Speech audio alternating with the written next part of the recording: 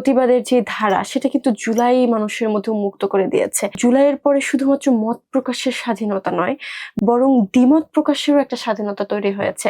এক দফার মঞ্চ শুধুমাত্র হাসিনার পদত্যাগ কিন্তু চাওয়া হয়নি। হাসিনার পতনের পরে অনেকেই আমরা ভেবেছি যে আমাদের যাত্রাটা মনে হয় এখানেই শেষ, আমরা গুম খুনের বিচার পাইনি, অন্তর্বর্তীকালীন সরকারই এখানে সেভাবে তাদের দায়িত্বটা পালন করতে পারেনি ছিল। জুলাই কিন্তু মানে সমন্বিত একটা ক্ষোভের বহিঃপ্রকাশ ছিল।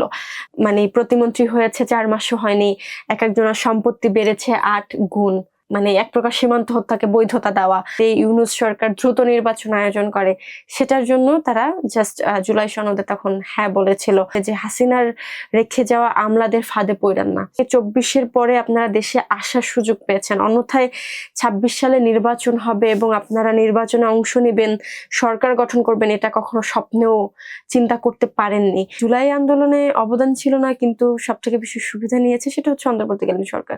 যেই মাটি আওয়ামী লীগের সন্ত্রাসীদের চালানো বন্দুকের গুলিতে রাজপথ লাল হয়েছে, সেই রাজপথে আওয়ামী লীগ আবার মিছিল করবে, মিটিং করবে, এটা কখনো সম্ভব না এবং এটা স্বপ্নেও চিন্তা করাটা আমি মনে করি বোকামি। যে রাজপথে ছিল না, যে জুলাই নিজে চোখে দেখেনি, যে টিভি সেটের মিডিয়ার মাধ্যমে কিছু ভিডিও ফুটেজ দেখেছে, সে তো জানবে না জুলাই কি। ইতিহাসের কিছুদিন কেবল ক্যালেন্ডারে লেখা থাকে না, থাকে মানুষের হৃদয়ে। এমন একটি অধ্যায় 24 জুলাই, যে অধ্যায় আমাদের স্মরণ করিয়ে দেয় কিছু পরিবর্তন এবং ঐতিহাসিক বিপ্লবের পিছনে থাকে অগণিত মানুষের সাহসিকতার গল্প। আর সেই গল্প নিয়ে ম্যানোলার সৌজন্যে সোনালী নিউজের বিশেষ আয়োজন স্মৃতিতে জুলাই। আর আজকের আয়োজনে আমরা আমন্ত্রণ জানিয়েছি বৈষম্য বিরোধী ছাত্র আন্দোলনের কেন্দ্রীয় মুখপাত্র সিনথিয়া জাহিন আয়েশা। সিনথিয়া জাহিন আয়েশা, আপনাকে আমাদের স্টুডিওতে আমন্ত্রণ জানাচ্ছি। আপনাকে অনেক অনেক ধন্যবাদ, সেই সাথে সোনালী নিউজের সকল দর্শকদের অভিনন্দন ও শুভেচ্ছা। আমরা সিনথিয়া জাহিন আয়েশার কাছে জুলাইয়ের গল্প শুনবো, তার আগে জুলাই আন্দোলনে তার কি অবদান ছিল তার একটি ছোট্ট ডকুমেন্টারি দেখে আসি। জুলাই গণ অভ্যুত্থানের উত্তাল দিনগুলোতে রাজপথে ছিলেন অসংখ্য সাহসী তরুণ তরুণী, তাদেরই একজন সিনথিয়া জাহিন আয়েশা। জুলাই ছাত্রলীগ ও যুবলীগের হামলা ও নির্যাতনের শিকার হলেও থেমে যাননি তিনি। ভয়কে উপেক্ষা করে আবারও নেমেছেন আন্দোলনের মিছিলে। আন্দোলনের মাঝে 17 জুলাই হল বন্ধ ঘোষণা করা হলে অনেকেই ক্যাম্পাস ছেড়ে চলে যান, কিন্তু সিনথিয়া বাড়ি ফেরেননি।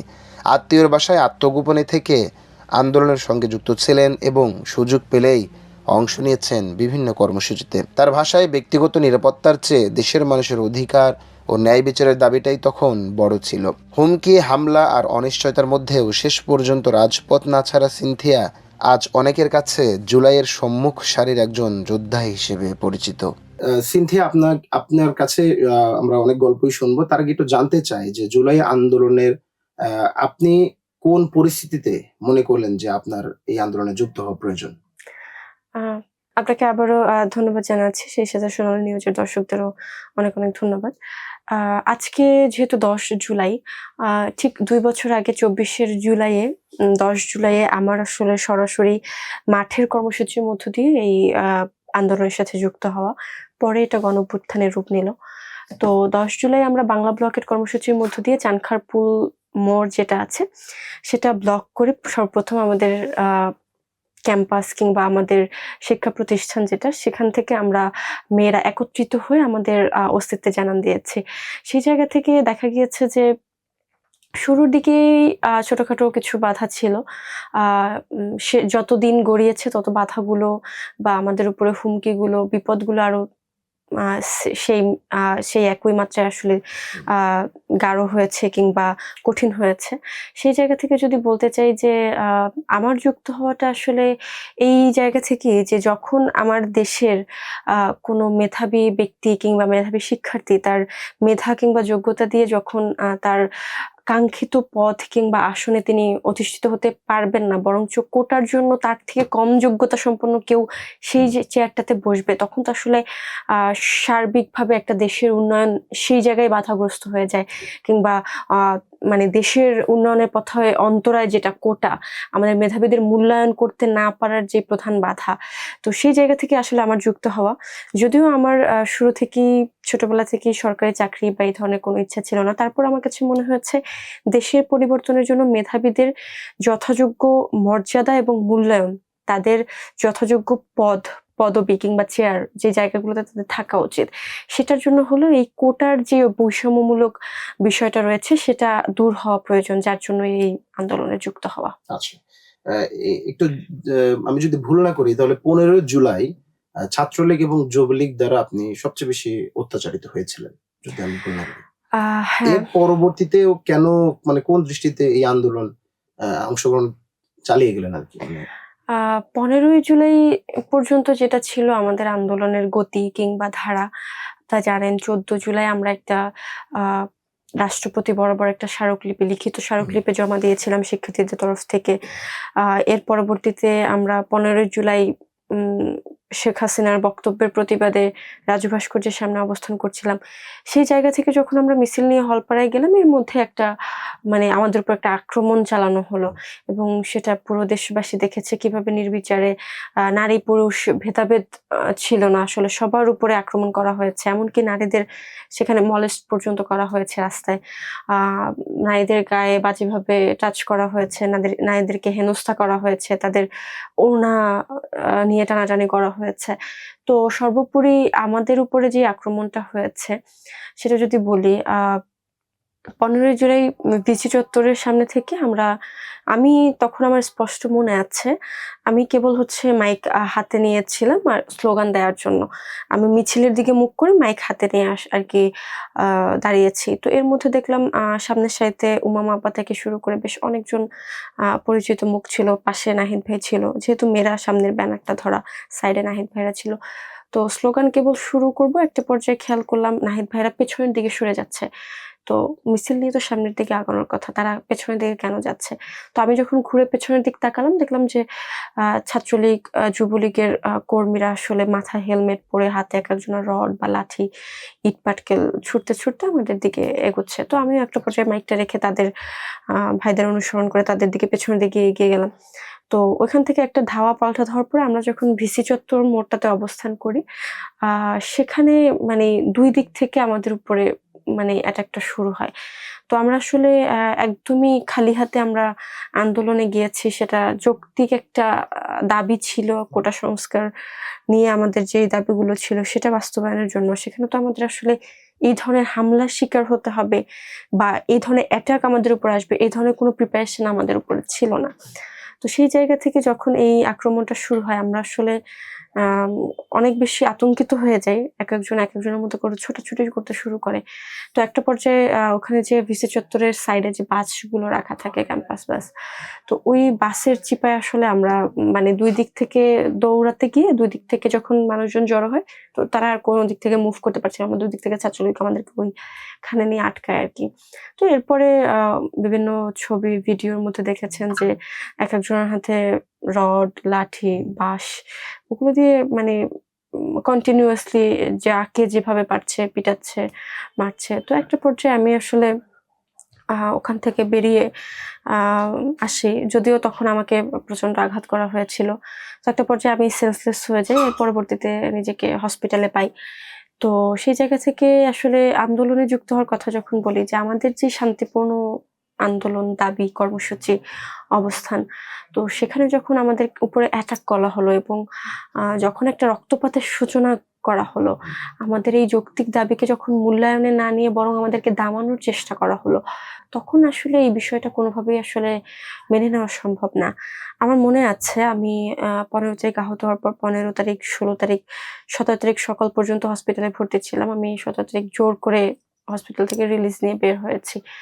তো 16 তারিখ রাতে যেদিন আমি আসলে আবু সাঈদের ভিডিওটা দেখেছি, তখন আমার মনে হয় না যে ওই ভিডিও, ওই মানে ছবিগুলো দেখার পরে কোনো সুস্থ স্বাভাবিক মানুষ ঘরে বসে থাকতে পেরেছে এবং ওই আন্দোলনটা তখন আসলে কোটার মধ্যে সীমাবদ্ধ ছিল না। যখন আ মানুষের প্রাণ নেয়ার দিকে চলে গিয়েছে, রক্তপাতের সূচনা হয়েছে, আমার ভাইদেরকে শহীদ করা হয়েছে। তো সেই জায়গা থেকে আসলে মানে থেমে যাওয়ার কোনো প্রশ্ন আমাদের কাছে ছিল না। আচ্ছা। ১৭ তারিখ ঢাকা ইউনিভার্সিটির হল বন্ধ করে দেওয়া হলো। এর পরবর্তীতেও আপনি আ যতটুকু জানি যে বাড়িতে না জানিয়ে এখানে বন্ধুর বাসায় অবস্থান করেছেন এবং আন্দোলন চালিয়ে গিয়েছেন।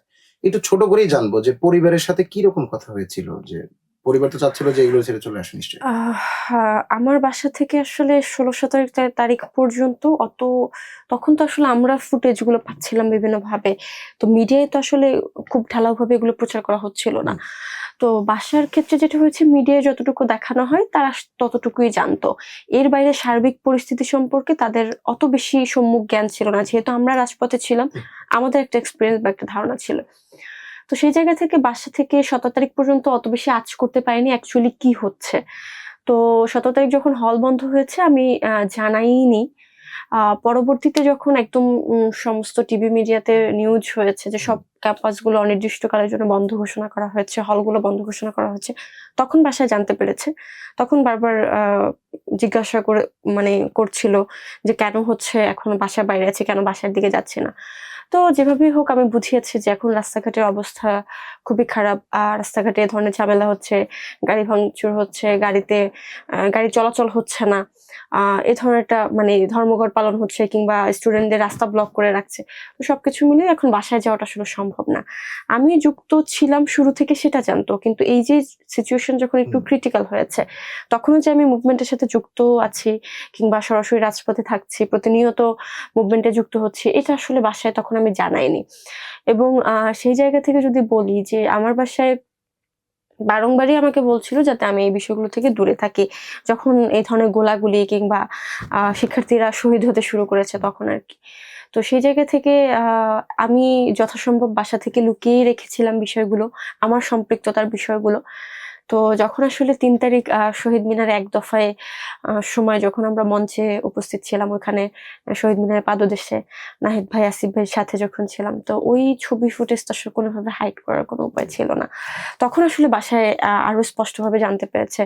তো সেই জায়গা থেকে অনেক প্রেশারও ছিল যে কেন বাসায় যাচ্ছি না। অনেক মিথ্যে কথা বলতে হয়েছে। অনেক ক্ষেত্রে হয়েছে যে আমি ১ম ছিলাম আমার এক বড় আপুর বাসায় হল বন্ধ হওয়ার পরে। তো যখন আমাকে ডিবি থেকে বারবার লোকেশন ট্র্যাক করার চেষ্টা করা হচ্ছিল, থানা থেকে ফোন দিচ্ছিল, তখন আমাকে লোকেশনও পরিবর্তন করতে হয়েছে, চেঞ্জ করতে হয়েছে।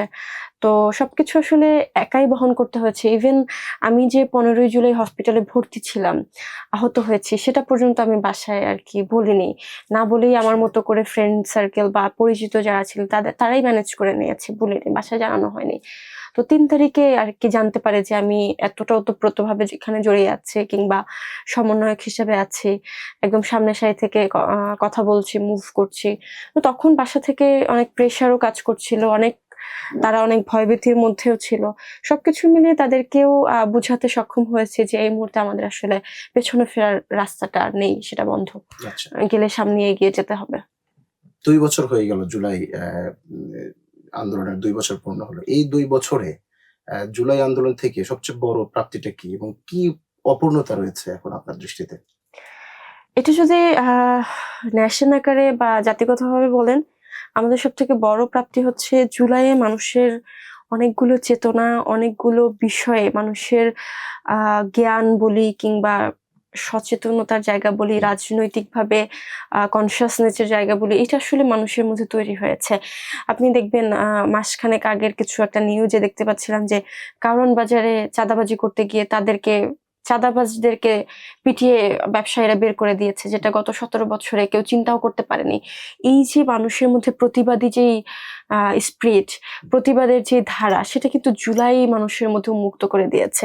এবং আরেকটা বিষয় দেখবেন যে জুলাইয়ের পরে শুধুমাত্র মত প্রকাশের স্বাধীনতা নয়, বরং দ্বিমত প্রকাশেরও একটা স্বাধীনতা তৈরি হয়েছে। আপনার বক্তব্য আমার পছন্দ হয়নি, কোনো রাজনৈতিক দল কিংবা এখন যারা সরকারে আছে কিংবা অন্তর্বর্তীকালীন সরকারের সময় দেখেছি যে তাদের সমালোচনা মানুষ ওপেনলি করতে পেরেছে, সেটা টিভি মিডিয়া হোক কিংবা টক শোতে আলোচনায়। তো জুলাইয়ের মধ্যে এইটা হচ্ছে অন্যতম আমাদের অ্যাচিভড। এরপরও অনেক অপূর্ণতা রয়েছে, সেটা নাই বলি। আর ব্যক্তিগত জায়গা থেকে বলি যে অনেকের সাথে কাজ করার সুযোগ হয়েছে, অনেক মানুষের সাথে পরিচিত হয়েছি। জুলাইয়ে অনেকগুলো মানুষ আমাকে উপহার দিয়েছে। বলা চলে জীবনের শ্রেষ্ঠতম কিছু মানুষ উপহার পেয়েছে এই জুলাইয়ের মাধ্যমে। জুলাই না হলে হয়তোবা তাদেরকে কখনো পেতাম না। তো সেই জায়গা থেকে হাজারো মানুষের ভালোবাসাও পেয়েছি। এটা অন্যতম পাওয়া। আচ্ছা, এইখানে একটু কোট করতে চাই। সেটা হচ্ছে আপনি বললেন যে জুলাইয়ে অনেক মানুষের সাথে একটা সম্পৃক্ততা হয়েছে। জুলাইয়ে যে মানুষগুলো আপনার পক্ষে কথা বলেছিল, এখন কি তাদের মধ্যে কেউ বিপক্ষে কথা বলছে? যদি বলে তাহলে কেন? দেখেন, জুলাইটা ছিল কিন্তু নির্দিষ্ট একটা গোষ্ঠী কিংবা একটা কাঠামোর এগেইনস্টে। যেমন আমরা যেটা বলেছিলাম এক দফার মঞ্চ থেকে যে এক দফার মঞ্চ শুধুমাত্র হাসিনার পদত্যাগ কিন্তু চাওয়া হয়নি। সেখানে একটা লাইন ছিল যে হাসিনার পদত্যাগ এবং হাসিনার পতন এবং ফ্যাসিবাদী কাঠামোর পতন, ফ্যাসিবাদী কাঠামোর বিলোপ। তো এইটা আসলে অনেকেই হাসিনার পতনের পরে অনেকেই আমরা ভেবেছি যে আমাদের যাত্রাটা মনে হয় এখানেই শেষ, কিংবা আমরা যেটা চেয়েছি সেটা মনে হয় ফুলফিল হয়েছে। বাট আলটিমেটলি আমাদের ভুল ধারণাটা এখান থেকেই শুরু, যে হাসিনা পালিয়ে গেলেও তার যে রেখে যাওয়া যে কাঠামো, তার যে স্টাবলিশমেন্ট, সেটা কিন্তু বাংলাদেশে এখনো অনেকাংশে অনেক জায়গায় বহাল তবিয়তে রয়েছে। তো সেই জায়গা থেকে যদি বলতে চাই যে দেখেন, হাসিনার এগেইনস্টে কিন্তু বাংলাদেশের সবগুলো রাজনৈতিক দল কিংবা ছাত্র সংগঠন বা অন্যান্য সংগঠনগুলো কাঁধে কাঁধ মিলিয়ে কণ্ঠ মিলিয়ে রাজপথে নেমেছিল।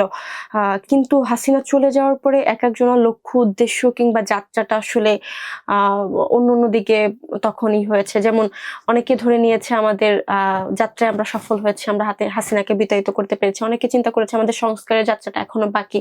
তো সেই জায়গা থেকে আমাদের যাত্রাগুলো ভিন্ন ভিন্ন হয়েছে। এবং সেই জায়গা থেকে যখন আমি আবার 24-এর সেই হাসিনার পতন তো আমাদের সবার সমন্বিত চাওয়া ছিল। তো 24-এর পরে যখন আমাদের চাওয়া পাওয়া গুলো একটু একটু করে হচ্ছে এক একজনের মতো করে হতে শুরু করেছে, বা এক একজনের ইচ্ছা আকাঙ্ক্ষা অন্যরকম হয়েছে, সবার তো আসলে সমান হবে না।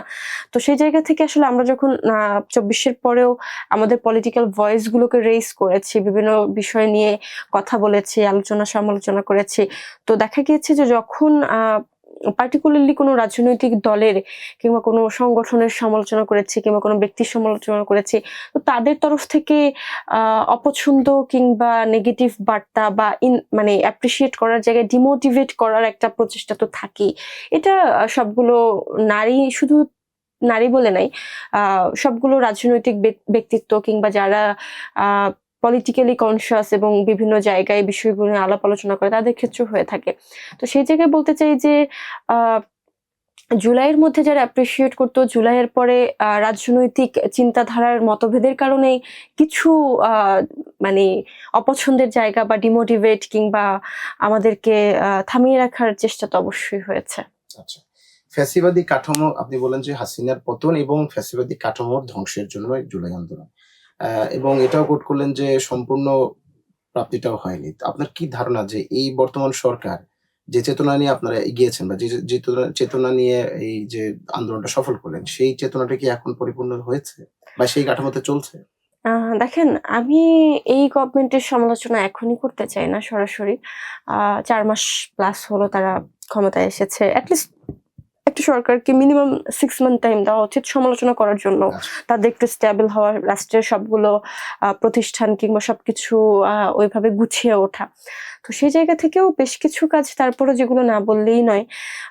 আমরা 24-এর পরে যেই চেতনাগুলো, যেই আশা আকাঙ্ক্ষাগুলো আমাদের মনে ছিল, যেমন আমরা গণহত্যার বিচার দেখতে পাবো, আমরা 17 বছরে হওয়া গুম খুন এটার বিচার দেখতে পাবো, সঠিক বিচার পাবো। আমরা চেয়েছিলাম আহত শহীদ পরিবারদের সঠিকভাবে পুনর্বাসন এবং মূল্যায়ন হোক, তারা তাদের যথাযোগ্য সম্মান এবং মর্যাদা পাক। সেটা এখনো বাস্তবায়ন হয়নি। আমরা গুম খুনের বিচার পাইনি। আমরা হাসিনার হয়ে যাওয়া যেই দুর্নীতি, সেটার এখন পর্যন্ত বিচার পাইনি। আমাদের দেশ থেকে হাজার হাজার কোটি টাকা লুটপাট হয়েছে, সেটা পাইনি। আমরা সংস্কার চেয়েছিলাম, যেটা মোটা দাগে বাংলাদেশের সব প্রতিষ্ঠান গুলো, সব অর্গানের মধ্যে আমাদের একটা বৃহৎ সংস্কারের প্রয়োজন ছিল। সেটা হোক পুলিশ সংস্কার থেকে শুরু করে নির্বাচন কমিশনের মধ্যে, সেটা হোক আমাদের রাষ্ট্রীয়ত্ব মানে প্রতিষ্ঠানগুলোর মধ্যে, মানে টপ টু বটম আমরা সবগুলো প্রতিষ্ঠানের মধ্যে একটা আমূল সংস্কার চেয়েছিলাম। তো সেই জায়গা থেকে আসলে কতটুকু বাস্তবায়ন হয়েছে, সেটার প্রধান অন্তরায় যদি বলি, অন্তর্বর্তীকালীন সরকারই এখানে সেভাবে তাদের দায়িত্বটা পালন করতে পারেনি। তারা তাদের যে লক্ষ্য উদ্দেশ্য নিয়ে সরকারে ক্ষমতা গ্রহণ করেছিল কিংবা শপথ গ্রহণ করেছিল, সেই জায়গা থেকে তারা যতদিন গিয়েছে সেই জায়গা থেকে তারা ধীরে ধীরে বিচ্যুত হয়েছে, যার কারণে আমাদের এই আকাঙ্ক্ষাগুলো বাস্তবায়ন হয়নি। এবং এখন যদি বলি মানে নির্বাচিত একটা সরকার এসেছে, বিএনপি সরকার রাষ্ট্র পরিচালনা করছে, তাদের ক্ষেত্রেও যদি বলি যে আমরা কিন্তু হাসিনার এই যে দখলদারিত্ব, রাষ্ট্রকে একদম নিজেদের নামে করে ফেলার যে একটা পায়তারা, রাষ্ট্রকে একদম নিজেদের নামে লিখে নেওয়ার মতো যে বিষয় ছিল, মানে তাদের মানে দেশকে বাপদাদার সম্পত্তি যেভাবে মনে করতো, সেটার এগেনস্টেও কিন্তু মানুষের ক্ষোভ ছিল। জুলাই কিন্তু মানে সমন্বিত একটা ক্ষোভের বহিঃপ্রকাশ ছিল এই 17 বছরে তাদের সমস্ত কর্মকাণ্ডের বিরুদ্ধে।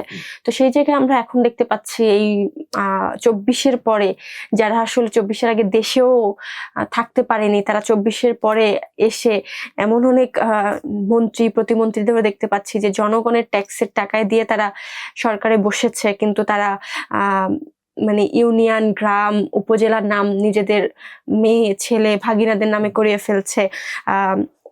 মানে প্রতিমন্ত্রী হয়েছে 4 মাসও হয়নি, এক একজনের সম্পত্তি বেড়েছে 8 গুণ, মানে নির্বাচনী হলফনামার থেকে 8 গুণ। আমরা দেখতে পাচ্ছি যে মানে স্বরাষ্ট্রমন্ত্রী, যে একটা দেশের গুরুত্বপূর্ণ, আমি মনে করি মিনিস্ট্রিগুলোর মধ্যে অন্যতম গুরুত্বপূর্ণ স্বরাষ্ট্র মন্ত্রণালয়, সেই গুরুত্বপূর্ণ দায়িত্ব থেকে বলছে যে বর্ডারের সব কিলিং হচ্ছে সীমান্ত হত্যা, বলা যাবে না, মানে এক প্রকার সীমান্ত হত্যাকে বৈধতা দেওয়া।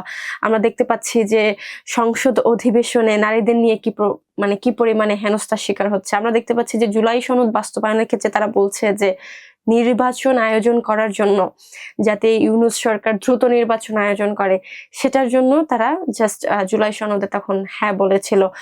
তো তাদের যে অবস্থান, এটা নেহাতি জনগণ এবং এই যে গণভোট, আহত শহীদ পরিবারদের সাথে একটা মানে প্রতারণামূলক অবস্থানে তারা রয়েছে।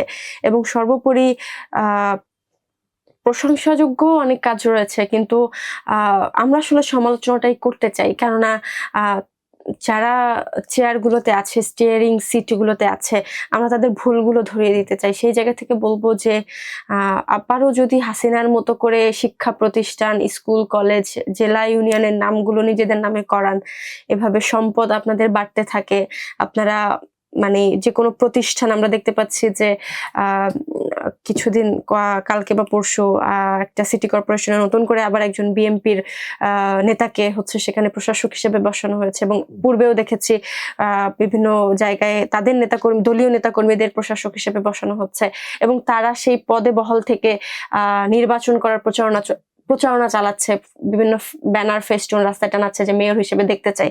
তো এই যে কর্মকাণ্ড, এটা আসলে পুরোপুরি হাসিনার রেখে যাওয়া একটা কর্মকাণ্ড এবং হাসিনার রেখে যাওয়া একটা আমলাতন্ত্র। তো তাদের প্রতি একটাই বার্তা থাকবে বা একটাই আহ্বান থাকবে যে হাসিনার রেখে যাওয়া আমলাদের ফাঁদে পড়েন না, এবং হাসিনার কাঠামোতে কখনো পড়েন না, তাহলে পরিণতিও এই হাসিনার দিকেই আগাবে। তো সেই জায়গা থেকে 24-এর পরে আপনারা দেশে আসার সুযোগ পেয়েছেন, অন্যথায় 26 সালে নির্বাচন হবে এবং আপনারা নির্বাচনে অংশ নেবেন, সরকার গঠন করবেন, এটা কখনো স্বপ্নেও চিন্তা করতে পারেননি। তো সেই জায়গা থেকে এই 24-কে মূল্যায়ন করবেন। আহত শহীদদের যে আকাঙ্ক্ষা ছিল, যে সংস্কারের তাদের যে আকাঙ্ক্ষা ছিল, দেশ পরিবর্তন, দেশকে একটা সাম্যের বাংলাদেশ গড়ার যে আকাঙ্ক্ষা ছিল, সেটি বাস্তবায়নের দিকে দৃষ্টিপাত দিবেন। আচ্ছা, একটু আপনার পার্সপেক্টিভে জানতে চাই যে সমন্বয়কদের মধ্যে এত আন্তরিকতা ছিল, তাদের মধ্যে এই বিভাদটা কেন তৈরি হলো জুলাইয়ের পরে, বিশেষ করে অন্তর্বর্তীকালীন সরকারের পরে, বিশেষ করে যখন জাতীয় নির্বাচন কথা চলছে, সেই সময় সমন্বয়কদের মধ্যে বিভেদ কেন, এবং এটা কি মনে হয় যে শুধু ব্যক্তিগতভাবে জায়গায় নাকি রাজনৈতিক কোনো প্রভাব আছে? দেখেন, ব্যক্তিগত তো অবশ্যই আছে, যেটা বললাম যে এই জুলাইয়ের মধ্যে অংশগ্রহণ করেছে প্রত্যেকটা ফ্যাসিবাদ বিরোধী আন্দোলনে যুক্ত থাকা প্রত্যেকটা রাজনৈতিক দল, প্রত্যেকটা রাজনৈতিক ছাত্র সংগঠন, প্রত্যেকটা সামাজিক সংগঠনও যুক্ত হয়েছে। তো সেই জায়গা থেকে যদি বলি যে যেই ছাত্রদল নেতা কিংবা কর্মী এই আন্দোলনে যুক্ত হয়েছিল, এবং যেই শিবির কিংবা জামাত কর্মী এই আন্দোলনে যুক্ত হয়েছিল, কিংবা এর বাইরে গিয়েও যদি বলি যে খুবই সাধারণ একজন মানুষ যে রাজনীতির বাইরে জীবনযাপন করে, সেই জায়গা থেকে আসলে যদি বলি যে যারা যুক্ত হয়েছিল একান্তই ব্যক্তিগত জায়গা থেকে প্রতিবাদ করতে গিয়ে, কোনো রাজনৈতিক আশা আকাঙ্ক্ষার বাইরে গিয়ে, তো তাদের চাওয়া পাওয়া, এবং যে ছাত্রদল কর্মী যুক্ত হয়েছে তার চাওয়া পাওয়া, যে শিবির বা জামাত কর্মী যুক্ত হয়েছে তার চাওয়া পাওয়া তো কখনো এক হবে না। হ্যাঁ, তখন একটা মুহূর্ত তৈরি হয়েছে, সেই মুহূর্তে সবার আমাদের আকাঙ্ক্ষা কিংবা চাওয়াটা এক জায়গায় মিলিত হয়েছিল, যার জন্যই হাসিনার পতনটা সম্ভব হয়েছে। তখন আমরা একটা জায়গায় একটা কেন্দ্রবিন্দুতে এসে আসতে পেরেছিলাম, যেটা ছিল হাসিনার মানে পতন। তো সেই জায়গায় স্থির হতে পারলেও পরবর্তীতে আসলে এক একজনের আশা আকাঙ্ক্ষা কিংবা লক্ষ্য উদ্দেশ্য আমাদের ভিন্ন ছিল। যেমন মানে যদি বলি বিএনপি বা ছাত্র দলের তাদের লক্ষ্য উদ্দেশ্য একরকম ছিল, জামায়াতের লক্ষ্য উদ্দেশ্য একরকম ছিল। যারা নেহাতি প্রতিবাদ করতে গিয়ে রাজপথে নেমেছে তাদের লক্ষ্য উদ্দেশ্য একরকম ছিল। তো সেই জায়গা থেকে তো মুভমেন্টটা যখন সফল হলো, ৫ তারিখ যখন হাসিনা পালিয়ে গেল, এক একজনের তারা তো তাদের ঘরে ব্যাক করবে। সেটা যে ছাত্র দলের সে ছাত্র দলে ব্যাক করবে, যে জামাতের সে জামাতে ব্যাক করবে, যে মানে ব্যক্তিগত প্রতিবাদের জায়গা থেকে নেমেছিল সে আবার নিজের ঘরে ব্যাক করেছে। তো সেই জায়গা থেকে কিছু মতপার্থক্য তো থাকবেই। এবং আরো একটা বিষয় থেকে যেটা বললাম যে সমন্বয়ক বলতে কিন্তু তখন আপনারা দেখবেন যে অনেকেই ছিল যারা একদমই কোনো সংগঠনের সাথে যুক্ত ছিল না এমন মানুষও ছিল। ছাত্র দলের মধ্য থেকেও যদি দেখেন ছিল, শিবিরেরও অনেকে ছিল। এরপরে যদি বলি ছাত্র অধিকার পরিষদ বা অন্যান্য সংগঠনগুলো থেকেও কিন্তু অনেকে সমন্বয়ক প্যানেলে ছিল। তো যেটা বললাম যে ৫ তারিখের পর সবাই তো সবার ঘরে ফিরে গিয়েছে যার যার সংগঠন কিংবা জায়গায়। তো সেই অনুযায়ী তাদের লক্ষ্য এজেন্ডা অনুযায়ী আগাবে, কিছু মতপার্থক্য তৈরি হবে। এটাই তো গণতান্ত্রিক একটা চর্চা, এটাই তো সৌন্দর্য, যেটা গত ১৭ বছরে ছিল না। তো আমি মনে করি এটা একটা পজিটিভই দিক যে আমরা আমাদের প্রয়োজনে দেশের ক্রান্তি লগ্নে দেশের প্রয়োজনে আমরা এক বিন্দুতে এক জায়গায় স্থির হতে পেরেছি, এক সিদ্ধান্ত উপনীত হতে পেরেছিলাম। আবার যখন প্রয়োজন হয়েছে আমরা আবার সবাই স্বাধীন মতো আমাদের চিন্তা চেতনার প্রকাশ করছি, সেই অনুযায়ী কর্মকাণ্ড করছি, রাজনীতি চর্চা করছি। আচ্ছা, আপনার দৃষ্টিতে এমন কোনো মহল আছে যারা জুলাই আন্দোলনে খুব বেশি অবদান ছিল না কিন্তু আন্দোলনের অর্জন তারা সুবিধাটা ভোগ? সেটা যদি বলি যে জুলাই আন্দোলনে অবদান ছিল না কিন্তু সবথেকে বেশি সুবিধা নিয়েছে, সেটা হচ্ছে অন্তর্বর্তীকালীন সরকার। যেখানে বলা চলে যে তারা এটা সবার কথা বলা যাবে না, কিন্তু অধিকাংশই এমন ছিল যে তারা ফ্যাসিবাদ বিরোধী আন্দোলনে তাদের রাজপথে তেমন একটা দেখা যায়নি। মোটা দাগে সবাই না, কিছু মানুষ ছিল। যেমন সেখানে যদি বলি আদিলুর রহমান স্যার ছিলেন, এরপরে হচ্ছে শারমিন মুর্শিদ ম্যামকে দেখেছি আমরা, প্রাণী সম্পদ উপদেষ্টা যিনি ছিলেন ফরিদা আপাকে দেখেছি, অনেকেই রাজপথে ছিল। কিন্তু মোটা দাগে যদি বলি তাদের টোটাল ফ্যাসিবাদ বিরোধী যে ১৭ বছরের যাত্রা, সেখানে তাদের অবদান কতটুকু ছিল। যেমন সুবিধাভোগী মানুষদের মধ্যে যেমন ফারুকীর মতো মানুষের নাম আসবে, রেজনা আপার মতো মানুষের নাম আসবে, যাদের বিরুদ্ধে অনেক বড় বড় এলিগেন্সও ছিল। তো সেই জায়গা থেকে যদি বলি যে তারা তাদেরকে দেশের মানুষজন ভালোবেসেই কিন্তু চেয়ারগুলোতে জায়গা করে দিয়েছিল, কিন্তু সেটার দিকে তারা ফোকাস না রেখে এক একজন নিজস্বভাবে দেখবেন যে বেশ কিছুদিন আগে একটা নিউজ ভাইরাল হয়েছিল যে ধর্ম উপদেষ্টা অন্তর্বর্তীকালীন সময়ের মধ্যে চিকিৎসা বাবদ খরচ নিয়েছিল ৮২ লক্ষ টাকা, এবং আরো বেশ কয়েকজন উপদেষ্টা ছিল যারা এরকমের অনেক মানে ভালো অ্যামাউন্টের টাকা চিকিৎসা বাবদ নিয়েছে। এবং পরবর্তীতে দেখলাম যে একটা নিউজ থেকে সাবেক ধর্ম উপদেষ্টাকে নিয়ে একটা অনুষ্ঠানও করা হয়েছে, সেখানে উল্লেখ করা হয়েছে যে সে প্রসিডিউর মেনটেন করেই ওই ৮২ লক্ষ টাকা নিয়েছে এবং তার অ্যাকচুয়ালি চিকিৎসার জন্য দরকার ছিল। তো সেই জায়গা থেকে বলতে চাই যে আপনি দেখবেন স্বাস্থ্য উপদেষ্টা একজন ছিল জাহানারা, আমি যদি ভুল না করি নূরজাহান নামের একজন ছিল। তো দেখবেন যে তাকে প্রতি ১ মাস ১.৫ মাস পর পরে হচ্ছে বাইরে ট্রিটমেন্টের জন্য যেতে হতো। এই যে অন্তর্বর্তীকালীন সরকার, তাদের তো দেখবেন যে মাত্র উপদেষ্টা ছিল কতজন, মানে এক একজনের কাছে ২-৩টা মিনিস্ট্রির দায়িত্ব ছিল। তো একজন মন্ত্রীর একটা মিনিস্ট্রি থাকলেই তাদের কাজের শেষ থাকে না, সেখানে এক একজনের উপরে ২-৩টা মিনিস্ট্রির দায়িত্ব এবং এত গুরুত্বপূর্ণ একটা সময়। সেই সময়ে যারা সুস্থ স্বাভাবিকভাবে দিনে ২৪ ঘন্টার মধ্যে মানে সর্বোচ্চটুকু দিয়ে তারা দৌড়ে কাজ করতে পারবে, এমন মানুষদেরকে তো দেওয়া হলো না। যাদের ফ্যাসিবাদ বিরোধী আন্দোলনের সব থেকে বেশি ভূমিকা ছিল, যারা দেশের জন্য জান প্রাণ ত্যাগ করে কাজ করতে পারবে, যারা এই সময়টাকে নিজের মানে বোনাস টাইম হিসেবে নিয়ে কাজ করবে, যাদের জানের মায়া থাকবে না, পিছু টান থাকবে না, তাদেরকে দায়িত্ব দেওয়া হলো না, বরং দেওয়া হলো এমন মানুষদেরকে যাদেরকে দিনের পর দিন বাইরে গিয়ে ট্রিটমেন্টের জন্য সময়টাকে কাটাতে হয়েছে, যাদের পেছনে আমার আপনি চিন্তা করেন যে ১.৫ বছরে একজন মানুষের পেছনে আমার ৮২ লক্ষ টাকা ব্যয় হয়েছে চিকিৎসা বাবদ, শুধু চিকিৎসা বাবদ, অন্য খরচ বাদ। তো সেই জায়গায় বলতে গেলে যে আসলে তারা তো সব থেকে বেশি সুবিধাভোগী। এই খরচটা কিন্তু আমার একজন আহত পরিবার পায়নি, যাদের অ্যাকচুয়ালি দরকার ছিল, তাদের কিন্তু দাঁড়িয়ে দাঁড়িয়ে ঘুরতে হয়েছে। কিছুদিন আগে প্রধানমন্ত্রীর একটা অনুষ্ঠানে হচ্ছে এক শহীদের মা বক্তব্য দিয়েছেন যে তার বড় ছেলে মারা যাওয়ার পর ছোট ছেলের চিকিৎসার জন্য তাকে কিভাবে দাঁড়ে দাঁড়ে ঘুরতে হয়েছে। আমার সেই শহীদ পরিবার, সেই আহত পরিবার এই ফ্যাসিলিটিস গুলো পায়নি, কিন্তু উপদেষ্টারা চেয়ারে বসে বসে লক্ষ লক্ষ টাকার ভোগ বিলাসী জীবন যাপন করেছে।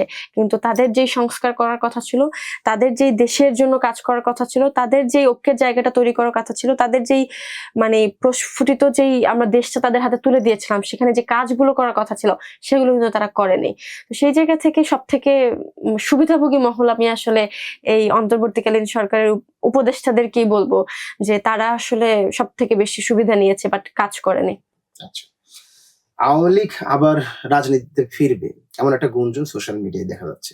এইটা আপনি একজন আপনার দৃষ্টিতে কি মনে হয় যে আওয়ামী লীগের ফেরার আবার কোনো সম্ভাবনা আছে নাকি এটা শুধু সামাজিক যোগাযোগের মাধ্যমে একটা দেখেন, দল আকারে আওয়ামী লীগ বাংলাদেশের ইতিহাসে একটা ডেট কেস, গন কেস। সেই জায়গা থেকে বাংলাদেশের মানে এই ভূখণ্ডে, এই মাটিতে, যেই মাটি আওয়ামী লীগের সন্ত্রাসীদের চালানো বন্দুকের গুলিতে রাজপথ লাল হয়েছে, সেই রাজপথে আওয়ামী লীগ আবার মিছিল করবে, মিটিং করবে, এটা কখনো সম্ভব না। এবং এটা স্বপ্নেও চিন্তা করাটা আমি মনে করি বোকামি। সেটা যদি আওয়ামী লীগের কেউ ভেবে থাকে, আমি মনে করব দিবা স্বপ্ন না দেখে ঘুম থেকে জেগে ওঠা উচিত। আমি এখানে স্টুডিওতে আসার আগে একটা নিউজ দেখলাম বাংলাদেশ টাইমসের, যে দ্য রয়টার্সকে দেওয়া একটা মানে সাক্ষাৎকারে হাসিনা বলেছেন যে ডিসেম্বরের মধ্যে তিনি দেশে আসবেন এবং দলীয় নেতাকর্মীদের নিয়ে আত্মসমর্পণ করবেন। আমি মনে করি এটা একটা ভালো সিদ্ধান্ত। তাদের পালিয়ে না থেকে বিচারের মুখোমুখি হওয়া উচিত এবং অনুতপ্ত হওয়া উচিত, অনুশোচনা বোধটা তাদের মধ্যে থাকা উচিত। সেটা যদি ফিল করে, সেটা আমি সাধুবাদ জানাই। যে তিনি যদি এই সিদ্ধান্ত নিয়ে থাকেন যে দেশে আসবেন, বিচারের মুখোমুখি হবেন, সেটার জন্য সাধুবাদ। তবে রাজনীতি করার চিন্তা, দল আকারে বাংলাদেশের মধ্যে আওয়ামী লীগ একটা সন্ত্রাসী সংগঠন কিংবা হিসেবে যুক্ত আছে। আমরা দেখেছি যে ছাত্রলীগকে কিন্তু নিষিদ্ধ ঘোষণা করা হয়েছে, আওয়ামী লীগকেও নিষিদ্ধ ঘোষণা করা হয়েছে, তারা নির্বাচনে অংশগ্রহণ করতে পারেনি। তো সর্বোপরি যদি বলতে চাই যে এই দলের নেতা কর্মীদের হাতে আসলে এই দেশের মানুষের রক্ত লেগে আছে। তো এদেশের মানুষই সিদ্ধান্ত নেবে যে তারা রাজনীতি করতে পারবে কি না পারবে। তার আগে যে প্রসিডিউর, তাদেরকে বিচারের মুখোমুখি হওয়া, তো সেটার জন্যই তাদের প্রতি আহ্বান থাকবে যে তারা যাতে মানে অনুতপ্ত হয়, তারা যাতে তাদের ভুলটা বুঝতে পারে এবং আত্মসমর্পণ করে মানে বিচারের মুখোমুখি হয়। আচ্ছা, আপনার কি মনে হয় যদি শেখ হাসিনা বা আওয়ামী লীগ যদি আবার ফিরে, বা ধরলাম আওয়ামী লীগ ফিরল না, বাংলাদেশের প্রয়োজনে যদি আরেকবার জুলাই আন্দোলনের মতো আরো একবার আন্দোলনের প্রয়োজন হয়, তাহলে 24শে জুলাই যেভাবে মানুষ রাস্তায় নেমে এসেছিল, এর পরবর্তীতে কি মানুষ এরকম রাস্তায় নেমে আসার সম্ভাবনা আছে? এটা আসলে এক কথায় বলা যায় না। এখানে দুইটা সম্ভাবনা কাজ করবে। যেমন দেখেন, জুলাইয়ের পরে আমরা যেটা দেখেছি যে আমাদের আহত শহীদ পরিবারগুলো, মানুষগুলোর আসলে মানে সঠিক মূল্যায়ন হয়নি। আমরা দেখেছি যে আশা আকাঙ্ক্ষা নিয়ে মানুষ রাজপথে নেমেছিল, বুক চিতিয়ে দিয়েছিল, তাদের সেই আশা আকাঙ্ক্ষারও বাস্তবায়ন হয়নি। সেই জায়গা থেকে আমাদের মানুষের একটা ক্ষোভ আছে।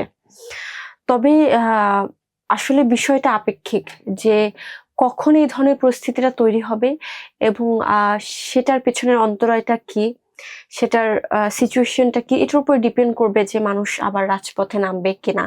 তবে অবশ্যই কোনো রাজনৈতিক দলের প্রয়োজনে জনগণ রাজপথে নামবে না।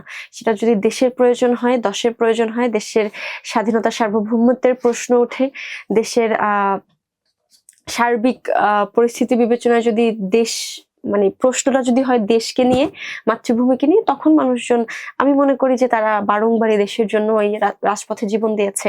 এই সিলসিলা আমাদের দেশের জন্য অব্যাহত থাকবে। আচ্ছা, আপনি বললেন যে বিএনপি সরকার, নবগঠিত সরকার তাদের সমালোচনা করে বা তাদের জুলাইকে ধারণ করতে একটু সময় লাগতে পারে, বা আপনি সমালোচনা সেজন্য পরে করতে চান।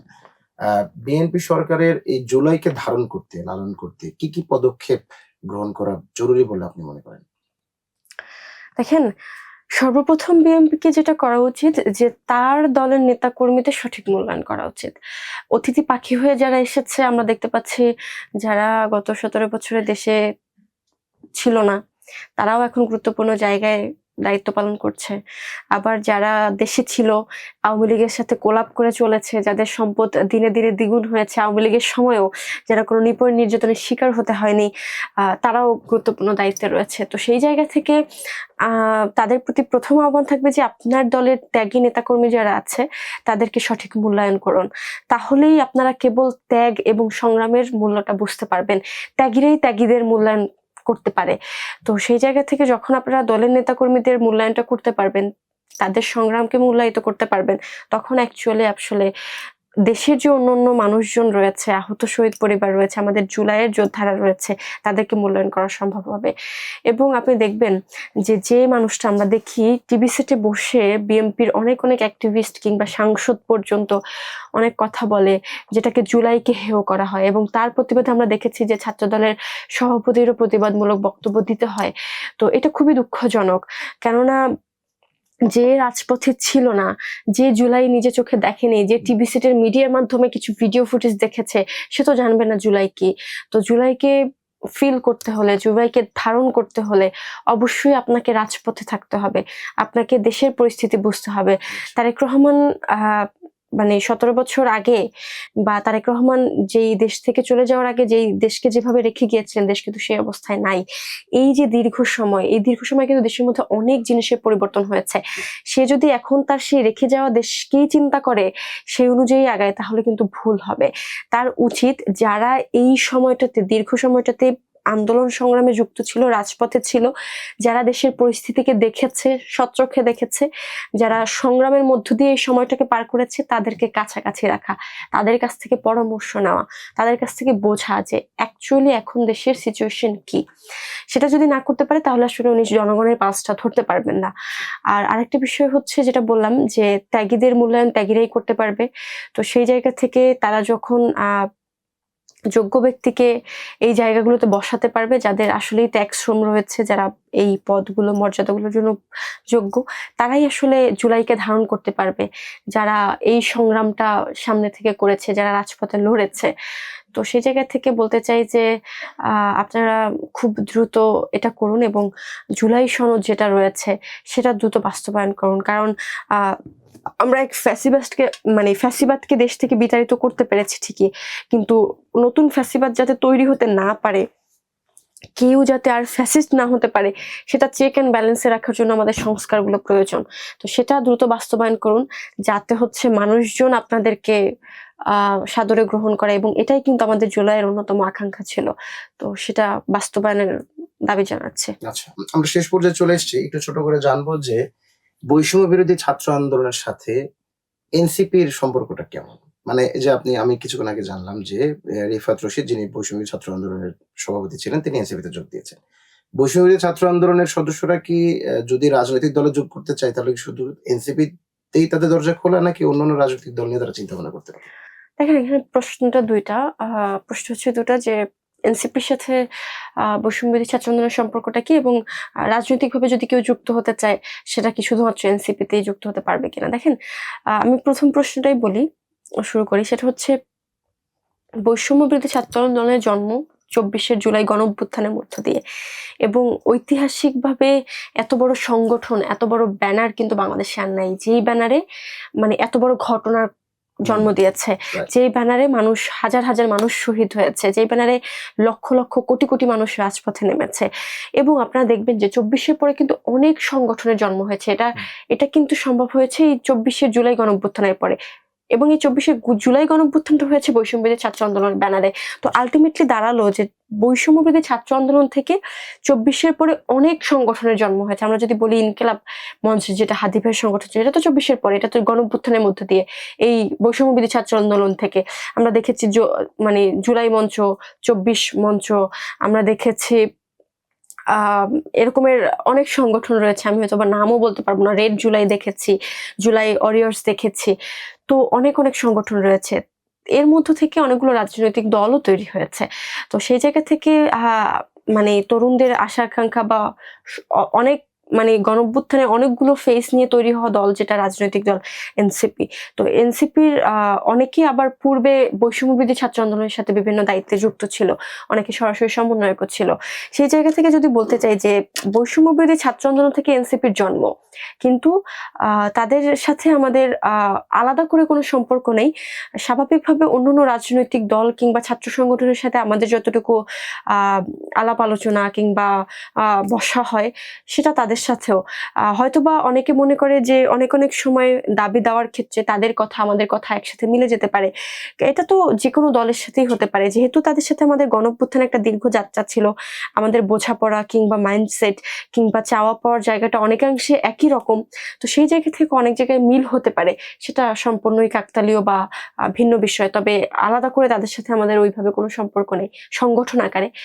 আর রাজনীতির কথা যদি বলি, দেখেন, একজন ব্যক্তি কি ধারার রাজনীতি করবে, কাদের কি ধারার পলিটিক্স করবে, সে কি বলবে, সেটা একান্ত ব্যক্তিগত সিদ্ধান্ত। তো সেই জায়গা থেকে ব্যক্তি আকারে সে যদি মনে করে যে আমি বিএনপি রাজনীতিটা আমার জন্য সুইটেবল, আমি তো এই রাজনীতিই করতে চাই, সে বিএনপিতে যুক্ত হতে পারে। কেউ যদি মনে করে যে না, আমি তো জামাতের রাজনীতিটা পছন্দ করছি, আমি তো এই ধারাটা চাই, সে জামাতের সাথে যুক্ত হতে পারে। কেউ যদি মনে করে যে না, আমি গণ অধিকারের রাজনীতি পছন্দ করছি, সে গণ অধিকারের সাথে যুক্ত হতে পারে। আবার যদি কেউ মনে করে এনসিপির সাথে অ্যালায়েন্স করছে, তাদের চাওয়া পাওয়ার সাথে তার মিল আছে, তাদের চিন্তা চেতনার সাথে তার মিল আছে, সে এনসিপিতে, এটা এক সম্পূর্ণ ব্যক্তিগত সিদ্ধান্ত। তো এটার ক্ষেত্রে আসলে কোনো বাইন্ডিংস বা ধরাবাধা নেই যে ওখানেই যেতে হবে বা ওই রাজনৈতিক দলেই যুক্ত হবে, এটা যার যার ব্যক্তি স্বাধীনতা। আচ্ছা, শেষ প্রশ্নে যাব। আপনার চোখে জুলাই আন্দোলনের সেরা ৫ নেতাকে? জুলাই আন্দোলনের সেরা ৫ নেতার কথা যদি বলি, প্রথমেই নাহিদ ইসলাম, আসিফ মাহমুদ, এরপরে যদি বলি আমাদের অনেকেই আছে, আসলে ৫ জনের নাম বলাটা খুব টাফ হয়ে যায়।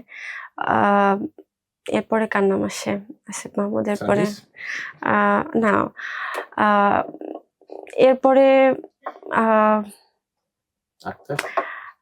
আক্তার ভাই অন্যতম একটা গুরুত্বপূর্ণ মুখ, বাট সে পুরো ফ্যাসিবাদী সময়টা যদি চিন্তা করি সেই অনুযায়ী আসে।